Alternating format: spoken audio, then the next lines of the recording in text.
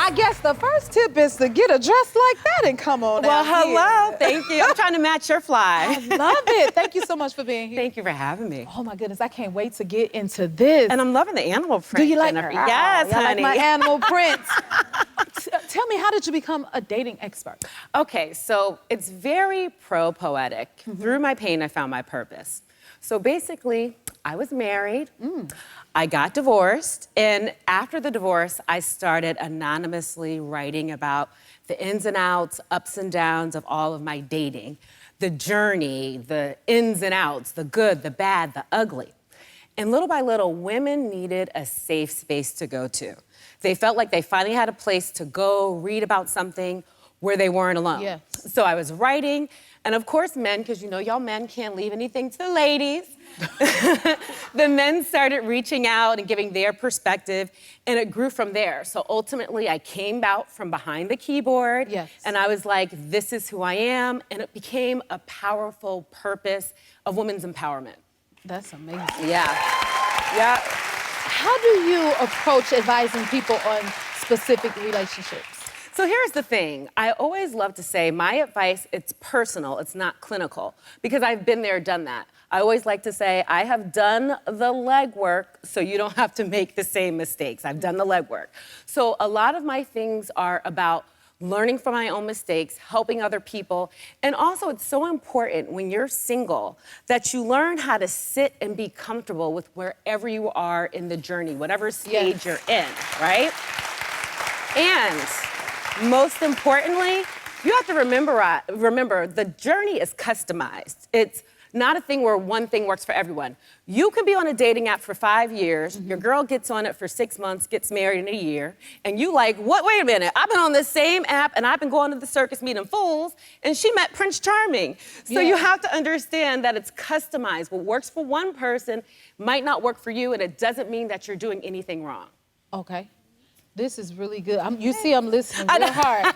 Wow, okay, so the dating scene is clearly different today. Yes. You know, from before. So, like, what's the best way to find a partner today? So here's the thing you have to realize. Now with dating, you have social media, you have text message etiquette. And before the pandemic, dating was already challenging, right? And then you had the pandemic hit. And one thing about singles, we are the most adaptable people on the planet, okay? We're going to adapt. So we learned how to adapt during the pandemic. So right now we're in what I call dating purgatory. Dating is not what it used to be. We're in this new abnormal and learning how to make things work.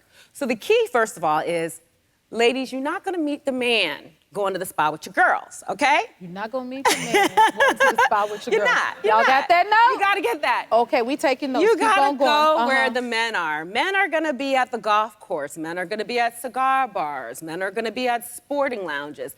Exercise-related things, men are going to be there. You got to get out the house. You have to get out the house. It doesn't need to be with a big group of girls. Go out by yourself sometimes. You're more approachable. Make it a very small group of girls so that it's approachable for someone to come up to you without feeling, you know, overwhelmed. So get out the house. Okay, get out the house. Get out the house. Get out the house. I'm taking notes. Yes. Okay, so we have some scenarios and we want your take as we play a game called Red Flag. Y'all see my flags?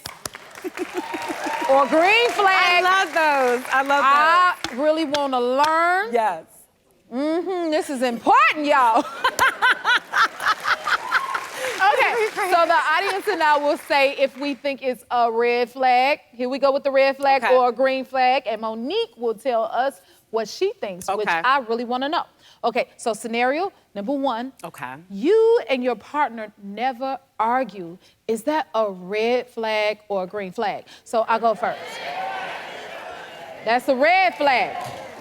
I love your audience. They're gonna help me write my next blog post. Red flag. Red flag. Red flag, red flag, red flag, red flag, red flag. Okay? Please teach us. Let me tell you something. If you are in a relationship and you are not arguing, one person in that relationship is not fully happy. They're in what I call prototype dating. What prototype dating is You're trying not to rock the boat. You want to be the prototype of what you think this person wants. You don't want to come off as a nag. So you ignore some things that make you feel uncomfortable. You might not say something that's upsetting you or bothering you because you don't want to upset that person. And ultimately, you are not being yourself. Arguing is very healthy in a relationship. You learn so much about yourself, but it's about how do you argue? How is your communication? Are you passive aggressive and you stop talking to someone? Are you kirking out and acting a fool?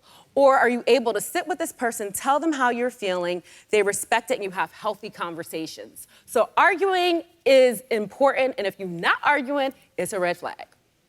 Y'all got that? Yep. Okay. We listening, honey. Because it's serious out there. You see my face? You see that expression? Okay. That means Jennifer listening. Okay. All right, scenario number 2. Your partner talks about their feelings way too much. Is that a red flag or a green flag? Red. What y'all say? Red? We going with red again? She said 50-50. What you think? So here's how I feel. I feel like it is a green flag, okay? Okay. Because in a relationship... Okay, so this is a good thing. I love the green flaggers. Okay, because in a relationship, the most important thing is that you feel safe. Okay? So it's important to feel like you can have those conversations. Yes, some people are HSP, highly sensitive people. Some people are more emotional. Okay, fine, that's okay. It's about how you say it, not what you say. If you say it in a respectful manner. And also not just with love relationships, but we need to be in a space, even as a society, where you are comfortable expressing your emotions. So it's a green flag. It's so good to see you. You look fabulous as always. I'm trying to keep up with you. You look gorgeous. No, I'm trying to get out here. The singles is looking. Okay. Good to have you back. Thank you. Can you tell everyone what your blog is about, those that missed it last time? Okay, so first of all, I just love being here. Your audience, the energy is amazing. Thank So basically, I started my blog anonymously after I got divorced. And I started chronicling the ins and outs of dating, in particularly in LA. Okay, dating anywhere is hard, but LA is a whole different It's beast. a different ballgame. Okay, LA's next okay. level, okay? So started chronicling it and talked about the ups and downs of dating. It was very therapeutic for me. And ultimately, women started coming to my blog because they felt like it was a safe space. They felt seen, they felt heard. And it ultimately became a women's dating empowerment movement where I was able to help people through all of my stories and also gain knowledge from them. Right. Yep. So you can help each other. Exactly, that's what it's all about, helping each other. Oh, okay. Yep. What was one of the biggest lessons you learned stepping back into the single life? So I think it's important for all singles to realize that you need to embrace wherever you are in the journey. Okay, because being single, it's a journey. And you never know what's gonna happen. There's gonna be ups and downs. There's gonna be twists and turns. And there used to be this negative connotation about being single, okay? If a single person had $1 for every single time they heard someone say, "You're beautiful or handsome, smart, successful. Why are you single?" Why are you single? Okay, we will be We've all rich, heard that one. okay? Right. That's a question that comes up all the time. And here's something important to remember. Not every person that is single is unhappy. There are people that are enjoying their single life and they're happy about it. That is true.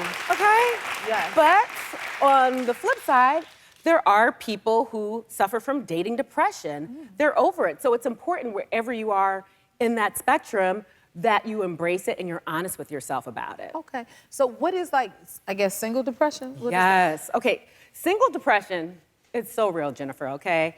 Because there are people out there, they have manifested, they have prayed, they have done their vision board, they're meditating, okay? Yes. They're doing the Reiki healers. Yeah. They have done it all, okay? Uh-huh. And they are over being single. They're like, where is my boo, okay? And it's exhausting. And sometimes it gets overwhelming. You're longing for this person, you're waiting for this person. And I don't know where this myth came up that just because you're having a dating depression moment, that somehow that means you're not living your best life, Right. or you're not independent. It's called having a human moment. And human moments do happen. So it's so important that when you're having that moment, not only are you being honest with yourself, But reach out to your girlfriends, have them over for some wine and some chit chat, smack talking, or it's very important to remember, therapy is self-care. So when you're in that dark place of single depression, it's okay to reach out and also get therapy. Y'all hear that? That's right. Yeah. Okay, you also mentioned other stages of singledom. Yes. What are some of the other stages? Okay, this is an important stage, the newly single. A lot of people are coming out of relationships, whether it's divorces, long-term relationships, relationships that they thought were gonna be long-term that ended up not being that.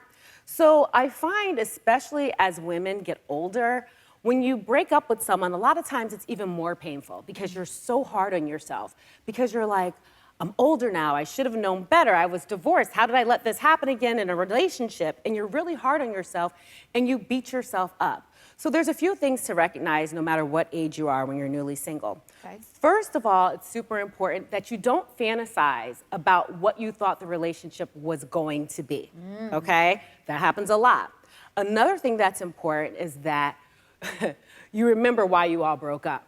Because it's super easy to think about the good times, you know, when he was doing everything he was supposed to be doing, you know, and all that. And also therapy. If you find yourself going in that deep rabbit hole, it's okay to seek therapy. Therapy is super important in these times when you're dealing with this as well. Okay. Take those notes, guys. Okay, what if you're past the newly single stage? How should people approach dating again? I love this part. I call it the newly booed up because ultimately, that's what you want, right? Yeah. If you're looking for a relationship and you meet someone, it's a beautiful thing. So embrace that, because we'll talk about this in a minute, situationships. You know, we want to make sure you're not in a situationship. But We're gonna have to get into we're gonna get into that, okay? Yes. But when you're newly booed up, a lot of times I find women in particular, we like, okay, you know, everything's going good. Let me, you know, the other shoe's gonna drop. This is too good to be true. And instead of embracing and enjoying the new beginnings of a new boo, you busy waiting for the other shoe to drop, you're not enjoying it. Now, I think it's important to have those conversations, make sure you're on the same page, make sure you're being honest with each other, but enjoy it, okay? So can we talk about situationships now? For a lot of women and men, you find yourselves in situationships. Okay. So like the late, great Dr. Maya Angelou once said, when someone shows you who they are, believe them, okay? Social food. Yes, ma'am. Okay, so if you start dating someone and they tell you very clearly, I am not looking for a relationship, I do not want anything serious, and that is something that you are very clear that that is what you want, it doesn't make that person a bad person if they have made that clear. Because in a situationship, one person in that relationship is happy because they're getting everything they want without having to do anything about it, whereas someone else is hoping it's going to change. So when someone tells you that you have clear information, you set those boundaries and you keep it moving if a relationship is what you want. And most importantly, don't be afraid to have those conversations. I'm not telling you to have your wedding gown in your purse on the first and second date, okay? I'm not saying that, okay? But what I am saying is have an organic conversation about where you guys are, what you're looking for. Don't be afraid that you might get an answer you don't want to hear, because that's better than finding yourself in what you thought was a relationship that's a situationship, not going anywhere. So have those conversations. You see, I'm listening, okay? If you like this video, smash that like button and subscribe to the Jennifer Hudson Show YouTube channel. Check your local listings or visit jenniferhudsonshow.com to see when you can watch full episodes in your area. And don't forget to sign up for the newsletter.